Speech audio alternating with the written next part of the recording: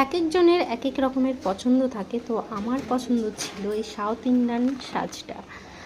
আমি অনেক দিন থেকে ভেবে রেখেছি যে কীভাবে সাজবো, কবে সাজবো, তো শুরুই করে দিলাম।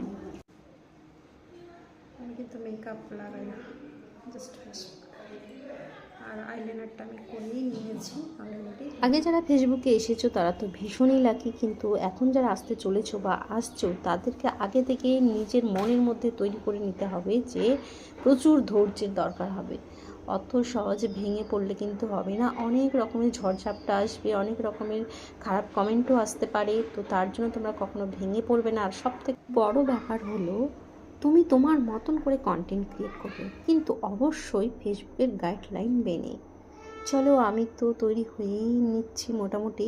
আমি পুষ্পা 2 এর রেসিপিকার মতো রেডি হইনি, আমি আমার মতন করেই সেজেছি, যত পেরেছি ততটা আমি রেডি হয়ে নিয়েছি।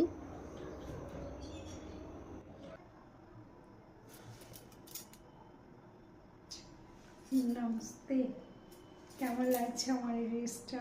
আমি আজকে সাউথ ইন্ডিয়ান সেজেছি। পুষ্পা 2 দেখে এসেছি, পুষ্পা 2 দেখে এসে আমি পুষ্পা 2 এর মতো সেজেছি। কেমন হচ্ছে সাজটা? আমি কিন্তু একা একা সেজেছি, কেউ কিন্তু আমাকে সাজিয়ে দেয়নি, সম্পূর্ণটা একা করেছি।